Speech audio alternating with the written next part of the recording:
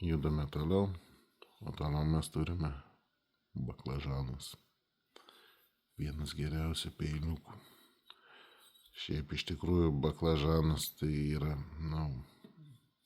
visi peiliai, kur turėjau su šito baklažanu, tai turėjau išskirtinių, turėjau, tikrai nė vieno peilio nebuvo kažkokio paprasto. Visi aukščiausio lygio. Visur plienai, visur 2-3 sluoksniai, pas debatė 2 sluoksniai, pas kitus peilius ir 3 sluoksniai, bet visi kosminiai. Kai jau su kuriais žmonėmis dar bendrauju, tai tikrai ten įvertinimai aukščiausio lygio. Esate laimėję ir nerestauruotų ten, žinau, Jurgutis liktai, bijau pasakyti, gal ir Jurgutis laimėjo baklažaną. Tai vėl ten, sakau, tie plienai, jie stiklą net pjaustydavo. Šito dabar kol kas nebandysiu, bet pilnai tikiu, kad jis gali pjauti stiklą. Jie labai kieti, labai rimti.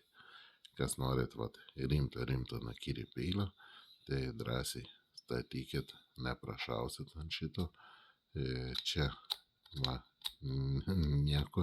nieko baisaus, visą laiką, per laiką medis traukės kažkiek ir šitos dalis būna, kad atlaisvėja.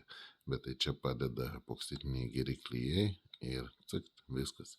Aišku, rankiną šlifuotis reikia, matyti baltai dažyta, bet ji nusitrynusi ir, sakyčiau, geležtę kažkiek reikėtų pasiploninti gražiai taip. Tai būtų kosmosėlis. Statom, laimėm, sėkmės draugai.